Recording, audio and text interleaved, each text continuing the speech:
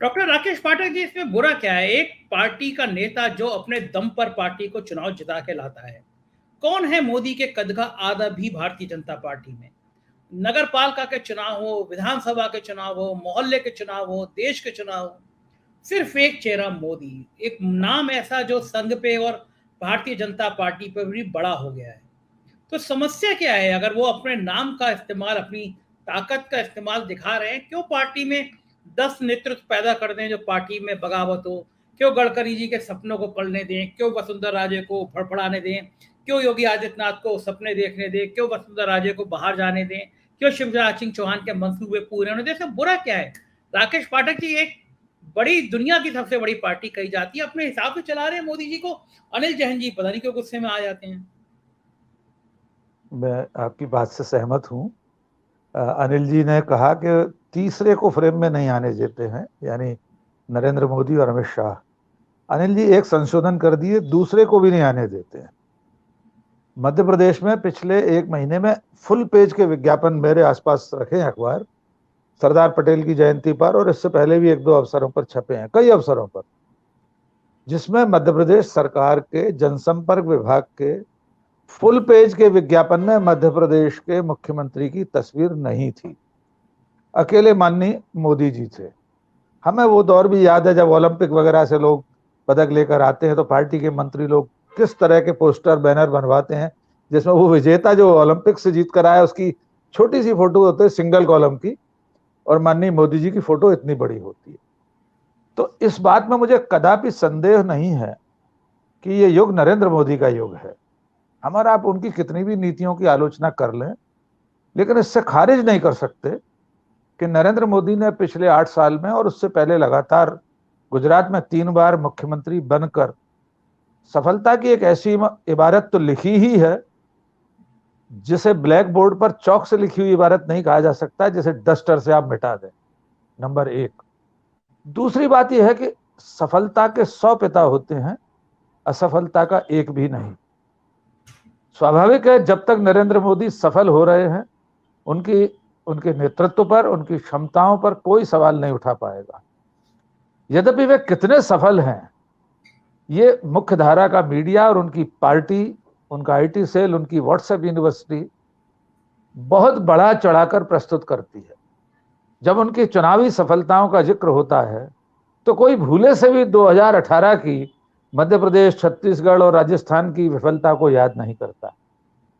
जब उनकी सफलताओं की का सिलसिला गिनाया जाता है तो लोग ये गिनाना भूल जाते हैं कि स्वयं उनके गुजरात के मुख्यमंत्री रहते और बाद में 8 साल से प्रधानमंत्री रहते। हर 5 साल में गुजरात में सीटें कम हो रही हैं और पिछली बार 99 सीटें बची थी। ये भी कोई याद नहीं दिलाता, क्योंकि याद दिलाएंगे तो साहिब आलम बुरा मान जाए। संजय शर्मा और हम जैसे लोग इस तरह के गुनाह करते रहते हैं, तो आज भी हम ये गुनाह करेंगे। नहीं, हम याद नहीं दिला रहे हैं, आप ही कह रहे हैं कि खराब खराब हाँ बातें हम ठीक है साहब, हमें तो आप हमें तो स्थायी रूप से साबरमती में जेल में डलवाने के चक्कर में है, कोई बात नहीं है, हम उसके लिए तैयार है। परसों वायर वालों के संपादकों क्या पुलिस पहुंच गई।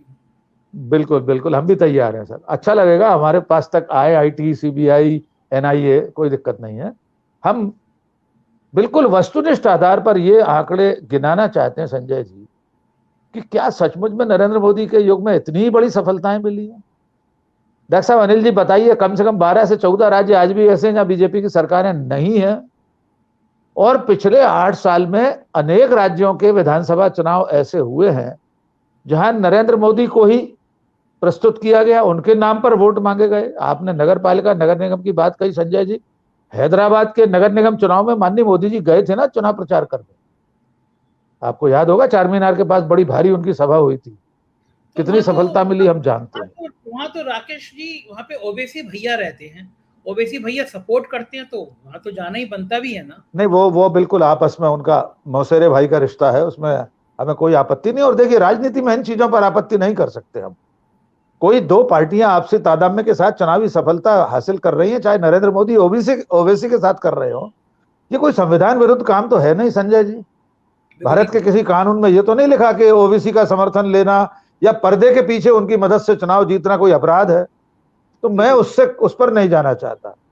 लेकिन आज का जो विमर्श का विषय है वो है गुजरात की संभावित हार। क्योंकि आपने कहा है कि अगर हार गए, मैं हमेशा कहता हूं और मैं क्या कहता हूं, सब जानते हैं कि राजनीति अनिश्चितताओं और अपार संभावनाओं का खेल है। जो नरेंद्र मोदी लगातार चुनाव जीत रहे हैं, वे 2018 में 3 राज्यों में चुनाव उनके होते हुए हार जाते हैं। हरियाणा का भी सर ने जिक्र किया ही अनिल जी ने, वहां कोई बड़ी भारी सफलता नहीं मिली। बिहार में सब कुछ करके भी उनके हाथ से अब सरकार जा चुकी है उनकी।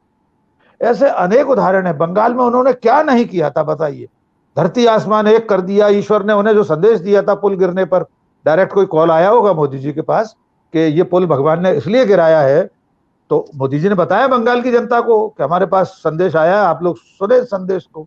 इसके बावजूद बंगाल की में सरकार में नहीं आ पाए मोदी जी।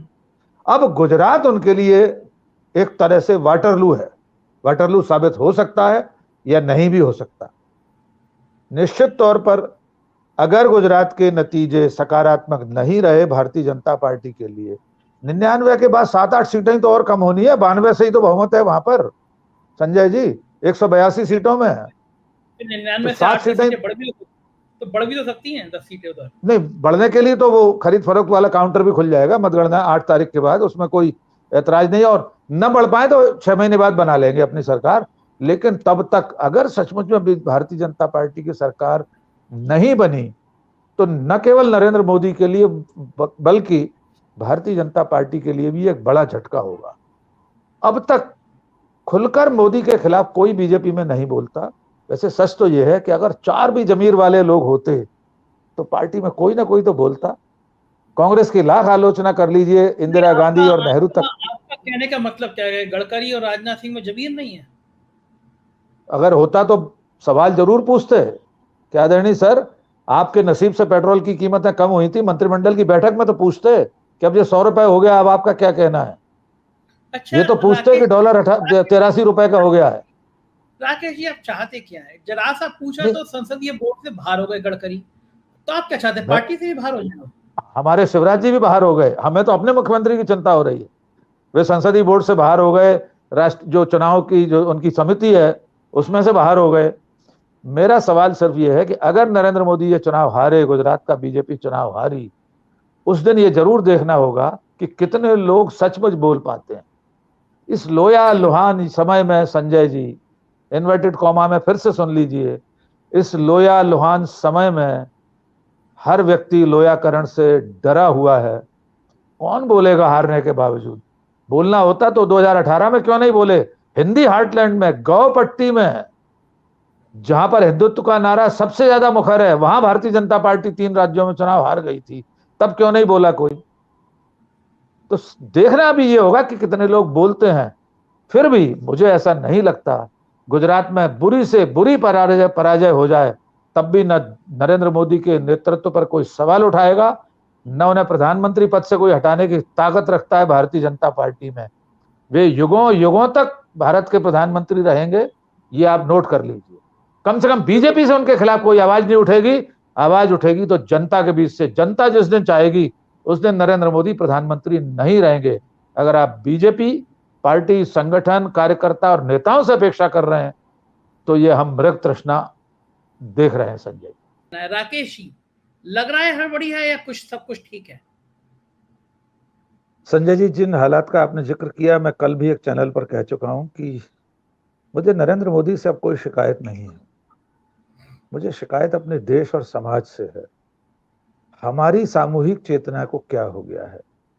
हमारी संवेदनशीलता इतनी कुंद कैसे हो गई है कि 150 लोगों की लाशें एक तरफ पड़ी हों और हमारे प्रधानमंत्री रैलियां संबोधित कर रहे हों, सरकारी कार्यक्रम कर रहे हों, कपड़े बदल रहे हों।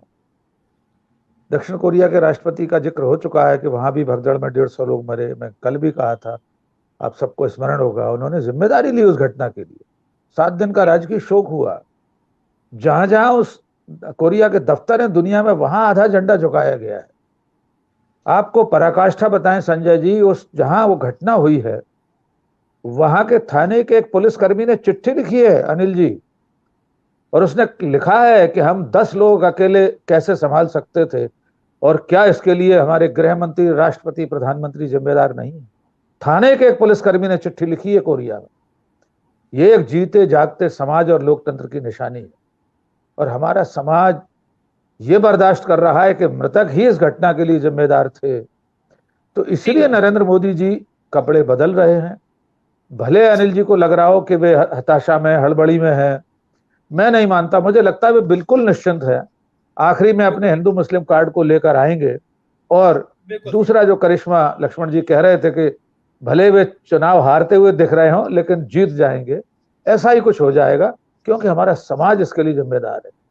हमारे समाज में सचमुच आपको कोई आलोड़न दिखाई दिया पिछले 48 घंटे में कि हमारे देश का चुना हुआ प्रधानमंत्री फैंसी ड्रेस में व्यस्त है, जिसके करीब 150 लोगों के शव पड़े हुए हैं उसके अपने राज्य में, उसकी अपनी धरती में। तो जब समाज उद्वेलित नहीं है, इसीलिए प्रधानमंत्री जी निश्चिंत हैं कि वे चुनाव जीत जाएंगे।